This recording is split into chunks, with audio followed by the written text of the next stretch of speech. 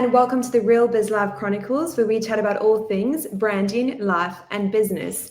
Today we have Rudi Smit in the studio, and Rudi is Design Studio Perth's very own head graphic designer. Welcome, Rudi. Thanks, Tracy. Thanks for having me. Only a pleasure. Thank you so much for joining us. So, Rudi, give us a bit about your background and how you landed up in the branding space. Well, I always liked anything linked to design and art. So I had design at school. I had art at school. That followed with going to varsity at the Open Windows School of Visual Communication, where I studied graphic design, web design, and photography. But I always wanted to start work at a really early age. So from about 16 years of age, I had my own, I called it my own business at that stage, but it was really like freelancing. I did design work in the evenings. And then after varsity, I started at a design firm as a senior graphic designer. I was really thrown into the deep end there. So I did that for 10 years. And in the evenings, I still carried on doing freelance design work. Also started my own clothing brand in the evenings as well. So I basically had 3 jobs every day. But I had this really good work ethic. Yeah. So obviously via word of mouth, I got clients abroad and clients all over other countries. And that landed me up at DSP eventually, and super, super happy that I got a call from Tracy at DSP. Awesome. So walk me through. So you said you started your own, I guess, freelance business at 16. What sort of inspired that journey? I don't know. I think it all comes from my mother, who used to just really instill into me, work hard. If you want to become something one day, you've got to have that vision. And I've always lived by the motto, life is drawing without an eraser. I've had that motto since I was about 16, and I just wanted to work. I wanted to be my own boss. Couldn't do that at 16 years of age, but I tried in the evenings, and well, here I am. And so was that in graphic design? Did you say you were freelancing as a graphic designer? Yes. So I did sketches for people. I tried to do logos.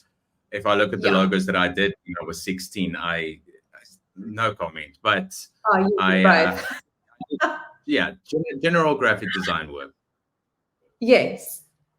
And tell us, so what did you want to be growing up? Did you want to always be a creative? Did you want to be in branding, or was there something else you were more focused on?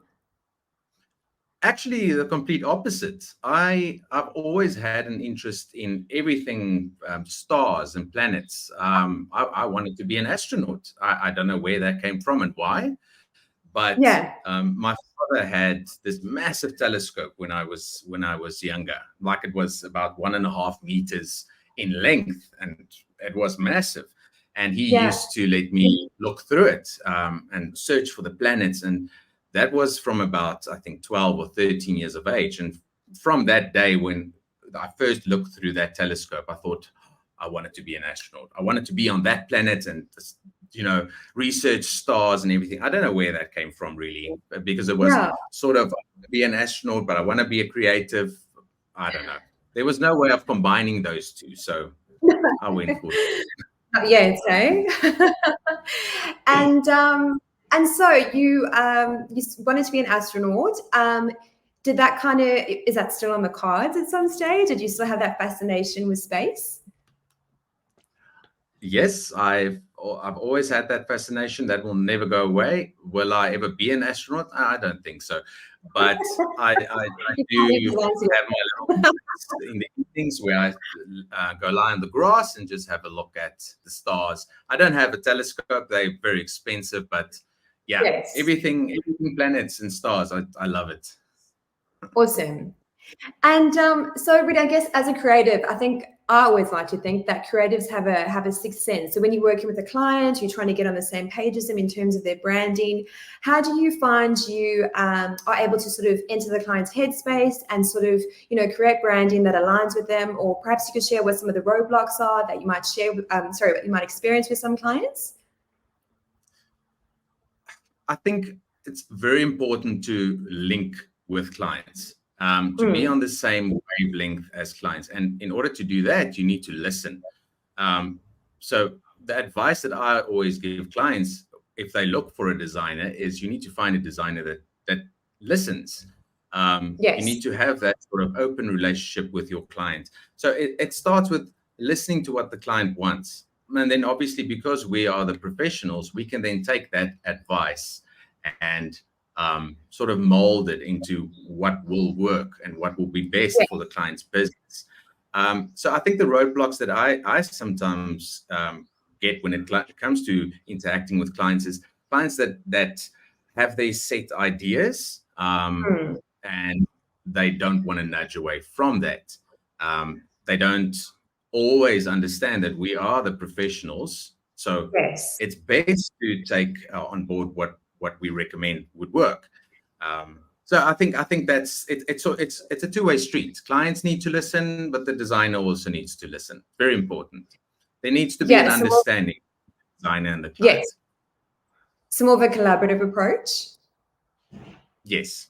I'd say collaborative approach, yes, but the client also in some cases needs to learn to let go just a little bit in order to give the designer space and freedom to, do their job and create what it is that you obviously paying the designer to do. Yes, I think something that you've touched on there is very true for business owners. I myself have experiences in that we really do struggle to let go. Why do you think that is? I've got no clue.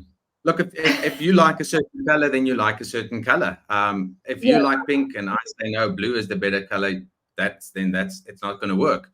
We're going to clash heads. But yeah, I'm not sure.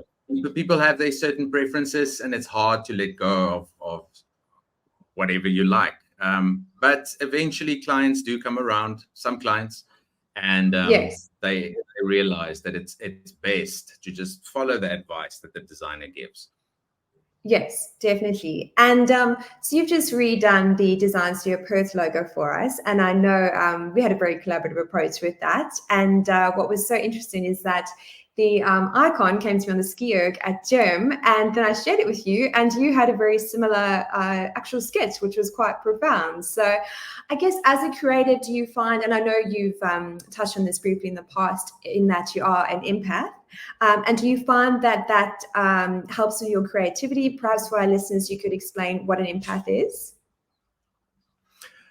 Let me start with what an empath is. So an empath is basically someone that let's say had an adult perhaps in their earlier sort of life or when they were younger. It's a very unpredictable adult, and that adult sort of caused you to be on high alert constantly, which wasn't a good thing. But that sort of created this thing in your mind that you need to always be very finely attuned to people's emotions, where they're going, what are they doing, how are they feeling, why.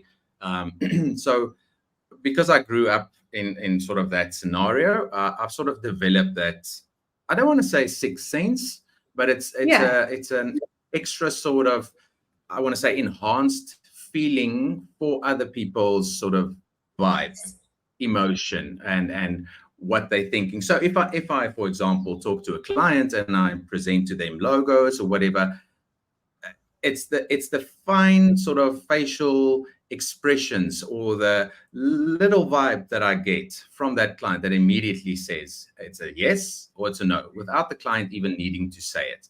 And that's why I usually prefer to rather speak to a client face to face, instead of them sending me a brief or something, because you can't really see emotions in an email. It's better to interact with the client one-on-one, and present to them one-on-one. Yeah.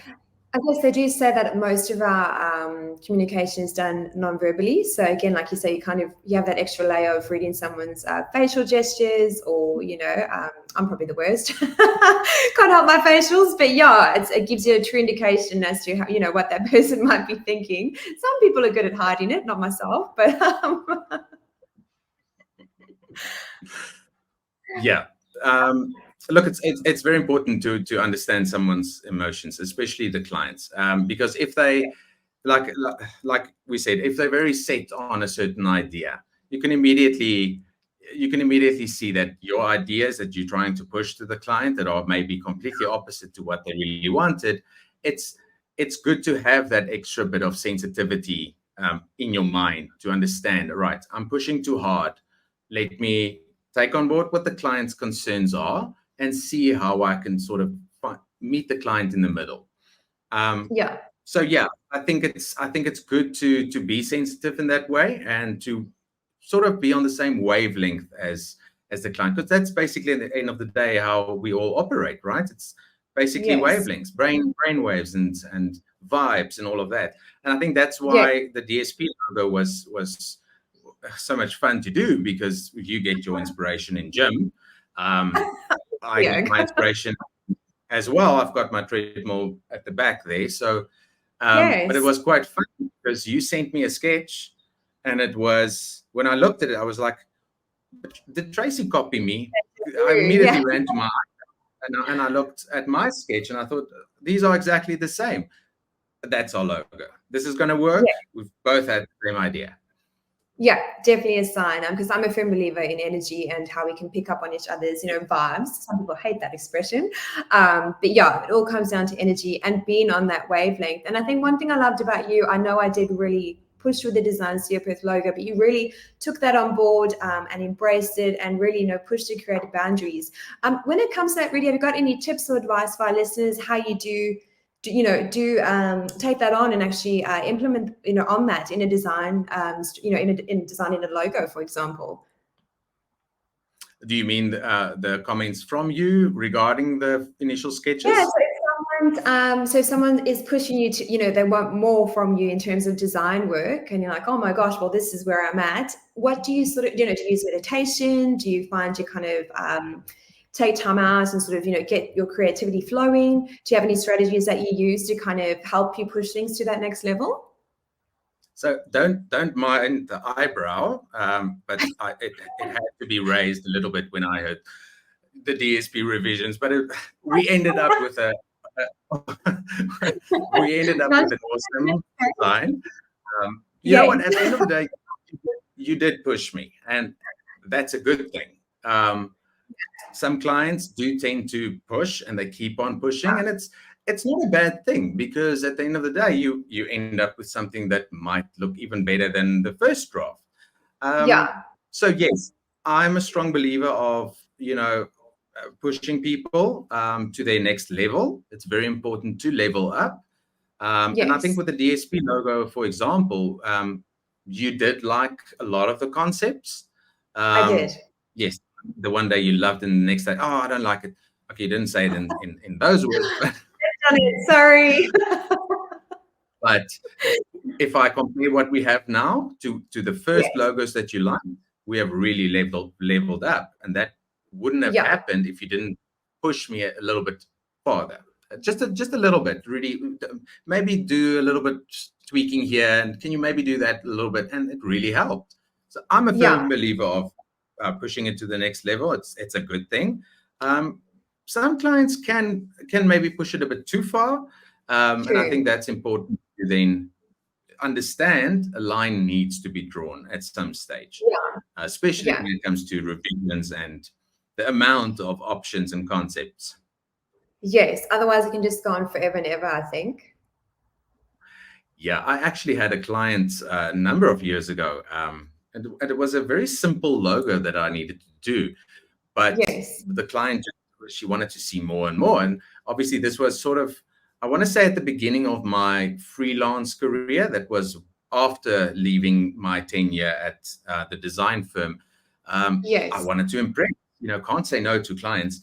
And I think I ended up with about 27 logo concepts, of which she didn't like any of them, actually. Yeah. And at the end of the day, we went back to the very first one. So hard lesson learned. Yes. Do you find that happens a lot? Like a lot of clients will maybe question the first concept, and then you do go on this, roundabout where you try different, you look at different concepts, and then they end up going for the first one anyways. Yes, that happens quite a lot. But I think a good tip for any creative that's starting out, because this usually happens at, I want to say, at the start of a designer's career. They want to impress. Obviously, some clients can see that. They can see that you're perhaps a new designer. You're going to want to impress them. So a lot of clients, I want to say, I don't want to say abuse it, but they do request more and more options from that sort of designer, a new designer. So I think a good tip would be to lay down or set out boundaries from the very start, that you only give this amount of concepts and you only do this amount of edits or revisions. If you have your set out rules from the start, then you've got nothing to worry about. But if you do not have those rules or those boundaries or those, everything set out in the beginning, then you can't blame the client if they do ask you for 27 options. So it's a good tip. Just have your formal discussion with the client upfront on what it is that you're going to do and what they can expect in terms of how many concepts, how many edits, etc. Yeah, and I think you've touched on something really important there. I think it's just about managing those expectations so everyone's on the same page. As humans, we assume. So it's really good to have those conversations up front with the client. How about on the flip side of that, for clients or people who are thinking of rebranding their business, have you got any tips or advice around how they go about choosing a design agency or how they choose a designer that they would potentially like to work with? Yes, I'd say it's very, very important to first look at portfolios. So if you are market for a designer because you're going to rebrand or you're starting a business, because those two are basically very similar, you're going to end up with a new logo or some form of new branding. It's very important that when you go out on, let's say, on Facebook or Instagram and you find a new designer, to request a portfolio. Look at their previous work, interact with them, perhaps get on a phone call, because it's very important that you find a designer that has the style that you like. You find a designer that communicates well, because you don't want to end up with a designer that is going to either not ask any questions or they're going to ask too many questions. You need to, again, it boils down to the vibe that you get from the designer. There needs to be a link between you two. There needs to be an understanding. So I'd say start with portfolio work, see how their stuff looks, if it's good enough. I think that's the most important thing. And then obviously you can go over to pricing.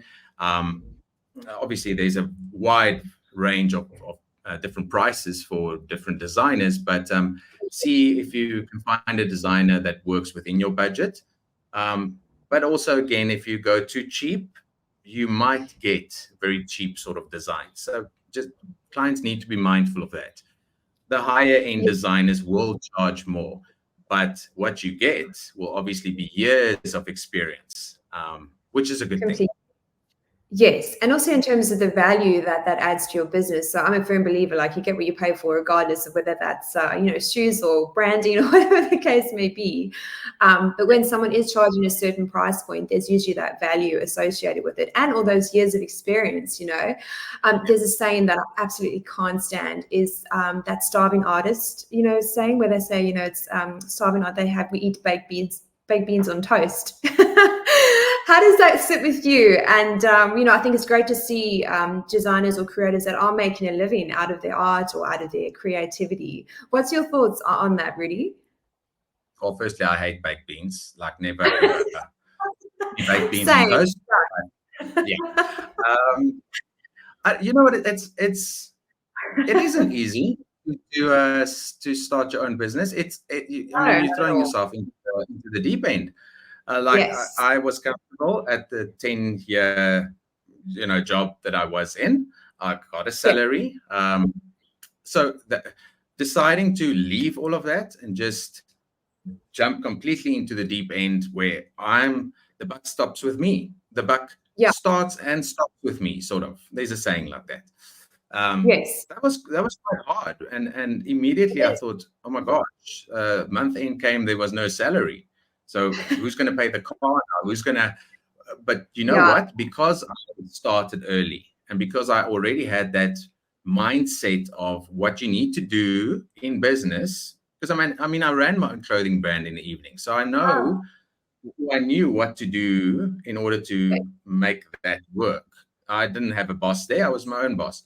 But a lot of people obviously don't have that experience. So it is difficult to start your own business and make it work.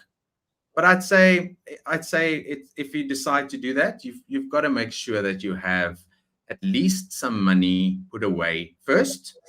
Yeah. And That will cover you for a few months if you do decide to go freelancing and just go out on your own.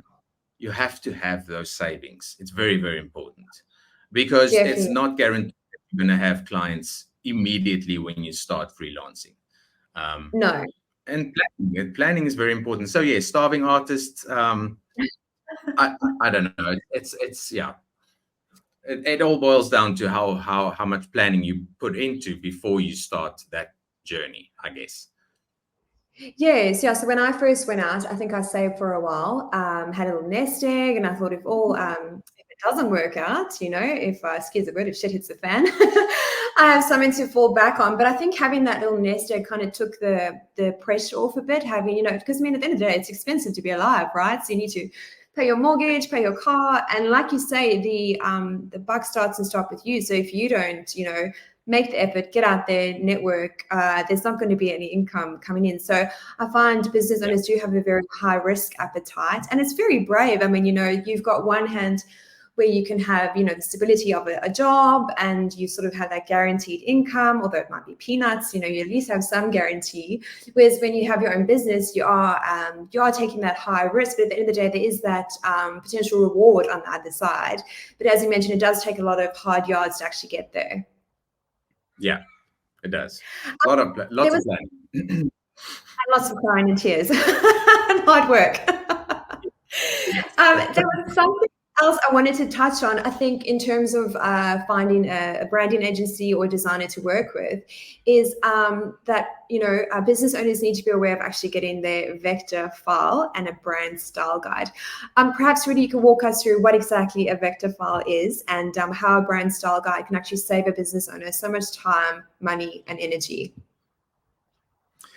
Yeah, look, a vector file in simple terms is basically a design. Or let's use a logo, for example. It's a format that you can use to stretch your logo or resize it to any size you want without it losing quality, without it having any sort of blurriness, pixelation. That is basically, in a nutshell, what a vector file is. It's print ready. You can use it on any format, and it can be edited. Whereas if you use a file, let's say from Photoshop, which is in a nutshell then basically an image that is flat, you can't do much with that. So if you get a logo that is not in a vector format, and is rather in just a flat JPEG, that is normal image sort of format, you're not going to be able to do much with it. You're not going to be able to stretch it. Your designer is not going to be able to edit it, change the colors or whatever. So it's super, super important that if you go to a designer and you, let's say you want to do business cards, or you want the designer to do a website for you, it's important that you have a vector file of your logo on hand that you can give to the designer, because they're going to need to use it. They're going to need to tweak it. They're going to need to do a lot of stuff with that logo. So vector format, really, really important. Style guide, in a nutshell, again, it's just a summary of your current branding. You get various types of style guides. From your brand style sheet, which is just an A4 page with just a little bit of info, to your brand style guide, which has got obviously quite a few extra pages, and then your branding Bible, which is obviously massive, and it's got everything about your company. Now, what a brand style sheet is, for example, is it just explains what your specific brand colors are, what your specific fonts are. This is how your logo looks. This is where the icon is. That's where the wording is. That's in a nutshell what a brand style sheet would be. And a brand Yes. style guide is an extension of that, where we tell you how not to use the logo. And what you would use the brand style guides for, or brand style sheets, is basically if you go to another design agency or you go to a printer, that is basically a set of rules that they know they need to use for anything they design for you. If you don't have a brand style guide, and let's say you had a specific green color in your logo, if you didn't have a brand style guide that had the codes or the color breakdown of that specific green, then the next designer could decide to change that green to a brighter green, which would then change your. Sorry? I said, and that happens, because there's no foundation in place. So whoever's working with the brand just kind of wings it or adds another font, and so it's really important. And I see a lot of big businesses that don't have a brand style guide, and it's already gone from signage to uniform, and no one along that journey has stopped them and said, like, where is your vector file? I like to describe it as a shape file and the mother of all files, because without it you're kind of screwed. And also, like the brand style guide, it creates cohesion across the various marketing platforms for web, prints, and social media. So again, it's, you're not being charged for the signage person to do one brand style, for the uniform person to do another kind of style. So super, super important. Yeah, it's similar to, let's say a brand has got specific uniforms.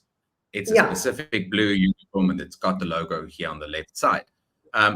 That is basically the same in a brand style guide. This is your logo, this is your font, this is your color.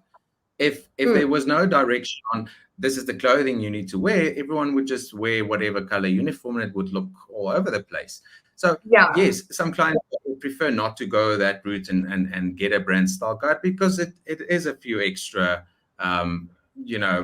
bucks added onto the logo. But at the end of the day, it saves you a lot of time in having to explain to another designer or to a printer that this is the color I have to use. And it creates a consistency throughout all your branding, which is super important. Yeah, definitely. And everyone moves away from Comic Sans or Arial. Yes. I won't go there. So Rudi, walk us through, what's the craziest thing you've ever had to design, or what's the most unusual thing you've been requested to design? Well, I've got one example that you sent me, but I'll first start with one many years ago. I wouldn't say there's something odd or unusual that I had to design. I got very odd requests from certain clients, or not requests, odd expectations. Let's put it that way. Obviously, I can't mention company names, but many years ago, I dealt with this massive international client, and they didn't quite seem to understand that I don't physically print myself. And there's a process to design. So, and it takes a certain time to design, and the printing process also takes a certain time. It needs its own sort of time frame. This client sent me a brief. It was, I think, the Monday morning. It was to design an annual report, I think a 55-page or something. It's quite a thick, annual report. And they sent it to me the morning. They said, can they have the design by lunchtime? And then I said, that's fine. Obviously, it's a massive client. I had to do it, right? Then the next morning, I hear the bell ring at the gate, and it's the client. I don't know why the client's there. We didn't have a meeting or whatever. So obviously, I open up the gate. They park in front of me, open up their boot, and they ask me, "So where are the boxes?" So no. I literally thought that the designing and the printing, everything, I don't know where they thought it was going to fall out. But yes. So that's why it's so super important to also educate clients on your process and on your timelines. Yeah. Don't and a lot of designers make this mistake. you should never assume that the client knows something. No, You're parents the same. experts, so I think we would know, but explain to the client how long it will take to design the logo, how long it will take for the business cards to be printed. Inform the client about those deadlines. Very, very important. Or those processes, rather. Yeah, especially if you're doing custom design, because if you sort of just if you're custom designing something, again, there's that whole additional time frame that it takes, as opposed to just downloading a template or free pick or something and updating it. So yeah, super important to educate our clients on the process. Oh, and the second example, I did say I'm going to mention the second example. Yes. I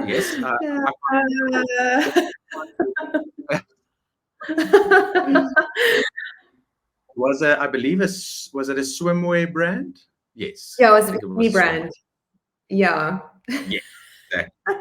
So I told Tracy that it's best that when images or examples of get sent around, that just warn someone up front. But I think Tracy was in a mad rush. No problem at all. I got this brief, and it was really we need to do similar. It's the actual print patterns. I believe it was the print patterns that I wanted to copy or have redone or something like that. Not the actual pattern of the bikini. So in any case, I get this print, and it's a Word file, and I thought, I think, okay, cool. I believe there's images in here for me to look at. So I open up this Word file, and it's just full on, very up close bikini wear, very zoomed in bikini wear. You see the fabric. See the fabric, yes. And the lesson learned there was, next time when I get such a brief, I need to close my windows behind me, because the gardener at that stage walked past, and he just saw whatever I needed to zoom into, and he wasn't impressed. So I thought all the new drawings, at art school would have prepped you. So sorry about that. Fair enough. So tell us, bikinis aside, what else do you enjoy doing outside being a creative? Oh, I love cooking. Love cooking. Yeah. Mm. Anything in particular, or? Yeah, I like very elaborate dishes, and I think that's also where the creativity again comes in.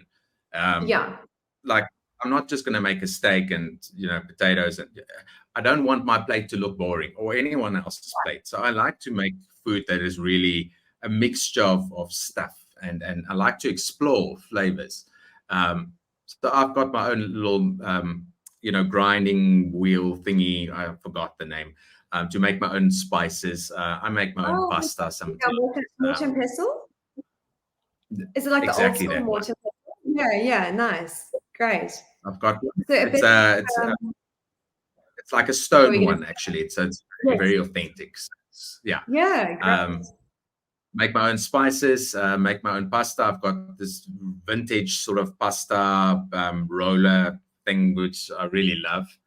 So I just like to just make my own stuff, and I love the reactions of people afterwards. Again, I think that's where creativity also comes in. It's similar to creating a logo. I like to see people's reactions when they get the design. So similar in a dish that I provide. Oh, very cool. And do you have a particular dish that you enjoy making? I love chili con carne. I don't know if you like chili. Yeah, I do. I love chili. I'm sort of becoming a little bit more of I want to say vegetarian, actually more pescatarian. So I'm sort of dropping red meats slowly but surely. So chili con carne is obviously it's got mince in. So I'm teaching myself the vegetarian version of chili con carne, which is not bad. Yeah. And so when you say cutting out red meat, is that just for a lifestyle change? Because I have heard a lot of great things about cutting out red meat from one's diet. Yeah, let's say it's a lifestyle change. There's just I've got a few reasons why I'd rather drop that and drop it really quickly. But pescatarian, I believe, if correct me if I'm wrong, is someone that still eats fish, right? I believe. Yes, yes, yeah. So you Yes. predominantly fish in your diet, yeah, yeah. Yes. I hearing you speak about chili, I just met Don, and we went on a date. We went to a Thai place, and I ordered is it a tom yum where they have like super chili? I was like, yeah, make it spicy, go for it. And there was No. so much chili on it that my lips started swelling. It looked like I had Botox. I think it was only like we were dating maybe 6 weeks or so. But you know, when your whole face, like my whole bottom of my face was like glowing. So I love chili. They're not that extreme anymore. Yeah, those can be really, really spicy. And spicy, Oh, I love mhm. any sort of Indian food. Yes, yeah, same. Also enjoy it. Like I said, Don not so much. Slowly converting him, but yeah, I really enjoy it. And Rudy, so tell us, what's the craziest thing or the bravest thing that you've ever done? Well, I'm not the type of person that's gonna bungee jump ever in my life, or jump out of the plane. I can't deal No. with height. So I'd say the craziest thing I've ever done was a 5-day water fast. Um, Wowza. that was quite intense, but it That really worked. Some great results from yeah. it. Yeah. And the But reason for the fast? I just want to add on that I did not get results from just one water fast. You have to do it a Yeah. few times, and obviously stick to a good diet in between and exercise. So how often do you do them, or did you do them? Uh, I did it for 3 months, Okay. about 3 or 4 months, and I did it every second week. I did Wow. um, Sick. between a 3-day and a 5-day water fast, because the 5 day Yeah. is it's really intense. But it's Yeah, it it's would be. quite it's amazing how your body sort of you would think that after one day of not eating any food you would completely collapse, but it's actually Yes. completely the opposite. You get so much energy and clarity of mind. It's really amazing actually. And then by day 3 you are so pumped with energy. It's Wow. actually What is weird that? to explain. You've got no food in your Yeah. body, but you're ready to go. Yeah. I am. I'm a big fan of fasting. A lovely lady, Paloma from my team, we're going to have on the show at some stage. She got me into fasting and, of course, making some lifestyle changes. So, yeah, I stopped blaming my big bone structure and my genetics and started implementing fasting and watching what I eat and going to the gym. And it's worked wonders. And I've actually heard, and again, I could be wrong, but it's, once your body has had a break from having so much food. So I think it's like, is it 3 days in, you actually start reproducing like stem cells. Whereas if you're not, Yeah. like your body's constantly filled with food, so you don't get a chance. And what your body goes into, so I think it's a 16 hour and 8 hour, sounds terrible, sounds like we had a feeding window. But your body, after that 16 hours goes into autophagy, where it actually releases all the toxins and gets rid of, the cells that aren't serving your body anymore. So it's actually fascinating how it works. But yeah, 5 days is intense. Oh my gosh, I would love to do it, but I'd maybe give it a go over Christmas. Yeah. Yeah, the is it autopathy? Yes. Yes, It's I think that's how you also, say it. Yeah. they also say that your body is basically eating itself. Oh, It sounds sounds great. terrible, but it's actually using up the cells that are dead and aren't Yeah, that necessary makes sense. anymore. You basically, is it rejuvenating from the inside out? I told my mom when I did the 5-day water fast, I was like, at day 4, Mom, my body is starting to eat itself, like it's devouring itself now. But I That's really terrible. turned on the drama. I really turned on the Yeah. drama. I was like, Mom, I feel so weak. I'm eating myself. She Oh completely my freaked word. out. Oh, So the research, and I'm like, calm down. It's not that yes. bad. And then I guess when you start eating again, like after the 5 days, do you have to like have small meals, or do you just go like? Do you find you just go to town, or what do you sort of do after those 5 days? Well, after the first attempt at water fasting, I think the first one I could do about 3 days. Yeah, Afterwards, I was super hungry, obviously, because your mind knows that you're nearing the end of this water fast. So then all of a yeah. sudden you become hungry. So I immediately bought a burger and chips. Bad idea. Yeah, because your body's sort of. Yes. So the second time I made myself a very simple sort of soup. It was more watery sort of soup, and a small yogurt, and that was it. And because you can't shock your stomach like I did the first time. You have to ease into it. Otherwise, very, very, very, very sick. Totally. And yeah, so that's what I did. And I found also afterwards that the 16-hour, 8-hour fasting, intermittent fasting, is also a very, very good idea to stay healthy and still lose weight. Yeah, and like I say, it's worked wonders. And I find if I do, like, I don't eat McDonald's or any of that anymore, because if I do, I feel so ill. And I think as your body moves into an optimum state, and then when you are eating the junk food, it's just not worth it. Yeah, exactly. And Rudi, so tell us, do you have any quotes that you sort of live by, or anything that sort of motivates you on those days, or on the roller coaster that we all ride, being humans? Do you have anything that kind of pushes you through on those tough days, or on the good days? Are there any sort of daily rituals that you have as part of your day? Yeah, like mentioned earlier, a life is drawing without an eraser. If you've got that mindset, you have to go. You can't, stop questioning your sort of ideas and the plans you've got for your life. Just go. Because, we all have a certain set of time on this earth. So life is drawing without an eraser. And there was one saying, I think it was by Sher, actually, where she said, I'd rather, instead of saying, shit, should I do this? Rather do it, and then you could say, shit, I shouldn't have done that. Rather. Yeah, I think it's another one. It's better to ask for forgiveness than permission. So yeah, meditation is really important for me as well. I've only recently started with it. I'm still struggling a little bit, but I've noted that it really, really helps. Just having that sort of, I mean, it can be 5 minutes, it can be 10 minutes. It really doesn't matter. It's up to you. But it really helps just to clear the mind for the day. Because, I mean, we're also conditioned waking up in the morning, and then all of a sudden you just want to scroll. Your finger just needs to, Instagram. That's the last thing that you should do. And I've noted if I wake up and I don't do that, and I immediately start my routine of affirmations and meditation and all of that, your day really starts off on a great foot.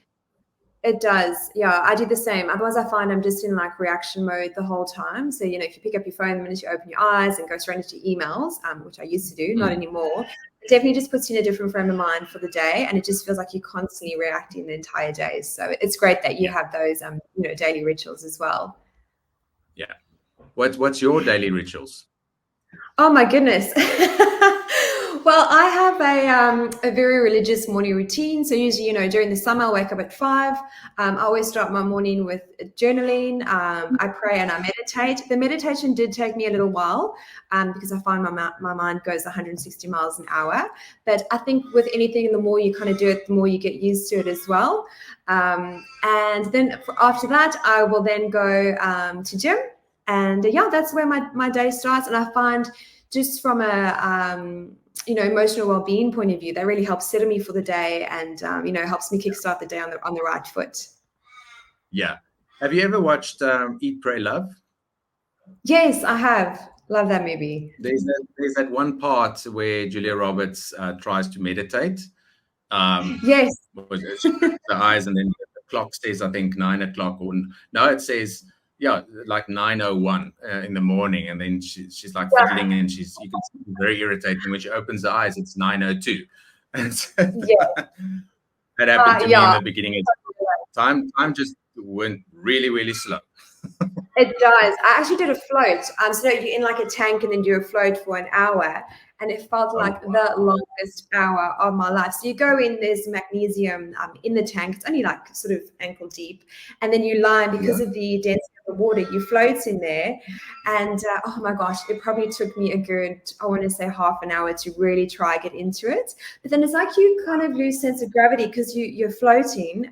But being alone by yourself with your thoughts is good and bad. But just to actually have that still time and just really center yourself. And after the hour, I was so tired. I think because it's probably that one of the first few times where you're just actually really stopped and you can't go on your phone, you can't go on your laptop. It's you alone in this tank, which was great. So is it one of those tanks where they turn off all the lights or it's completely dark inside? Oh, well, yeah, you can have a few options. So you can have it completely dark. I can't do that because I imagine all the ghosts around me. Or you can have the top of the ceiling's got like all these beautiful lights. So I had that on, and then you can either have it with meditation music or you can have it completely silent. But I couldn't think of anything worse being in a dark room silent. So yeah, I think it would be quite daunting. So I normally have it with the music on and then with the lights on. And it's a really beautiful environment. So I go to Ozone Wellness in Perth, and it's really, really great there. That's awesome. I'm going to definitely try that out because I think it's a good break from all the noise that we have in our, day-to-day life. Because we get so used to this little bubble that we live in. We do. We have to do something like, I think something like that would be good. So I'm going to definitely try that. Yeah, definitely check it out. It's at first it feels really, really weird, but again, if you keep going, it's really like the health benefits are great. Yeah, I'll definitely give it a go. Thanks for sharing. That's all right. Perfect, Rudi. And so Rudi, with Design Studio Perth, you help oversee our graphic design team. When you have you got any tips, I guess, for anyone that's stepping into a leadership role or any tools that you can share with the listeners? Well, look, not everyone can manage a team. You really need to have that certain mindset that yes, you will be managing them, you will be guiding them, but it's super important that you also assist them in growing. And it's a journey that you're both walking together. It's not I'm your boss, and it's similar to me and you. You sort of treat all your staff in such a professional way, but it's not, you're not cracking the whip at every second. We constantly feel like we're growing, and we've got an open relationship with you, and I think that's important. If you're in a leadership role, you've got to have an open relationship with the people that report to you in some sense. Because if you keep on cracking the whip and you're just all over the place, like I'm the boss and I'm this and that, it'll never work, because your staff will lose, or the people below you will lose interest in supporting you as their manager at the end of the day. But like I said, not everyone has that leadership sort of I want to say skill set, because it's different. You need to know how to talk to people that at the end of the day, you're going to critique their work. Yes, definitely. And guys, in case you're wondering, we have a crow on the fence that wasn't invited to the podcast, but they have joined. So excuse the crow in the background. Anyway, just adding their 5 cents on branding. Really, so I know you and I are going to be hosting a webinar, in the next couple of months. Did you want to talk to our listeners about that? All I can say is going to be super, super exciting. It's going to be live. We're going to take questions. We're going to answer anything you want to know about branding, design, maybe even printing. It's going to be awesome. So I think just start preparing your questions, and when you get that first mail, just book your seat. Just book your seat and just come have fun. It's really going to be a fun session. Definitely. It's definitely coming from a point of view of branding exposed and educating our audience and our clients on, why branding is so important and the value that it actually adds to your business as well. Rudi, thank you so much for your time. Any final thoughts that you want to leave us with before we jump off? If any of you need design work done at designstudioperth.com.au, that's where you need to go. It's the best branding company in Perth. That's it. Just in the whole of Australia. We're not actually global. We're not biased at all. That's what I wanted to say next. So yes. Yes, and we can talk about as well, and your brand style guide, so you're fully equipped for moving forward. And thanks for starting this amazing podcast, Tracy. I think it's really, really good. Some thank awesome you, guests Rudi. on here. I think it's going to be really good. So people need to tune in every month to watch the new podcast. Yes, looking forward to it. And, you know, I'm a firm believer in putting myself outside my comfort zones. So, yeah, watch this space. And I've got a great lineup of guests that are coming on the show. And, you know, it's just the beautiful humans that I've met along the way. And they're going to be sharing their golden nuggets. So thank you so much, Rudi. Well, for our listeners, you can follow Rudi at the Design Studio Perth Instagram or our LinkedIn page as well. Thanks, Rudi. Chat soon. Bye, Tracy. Yes, bye.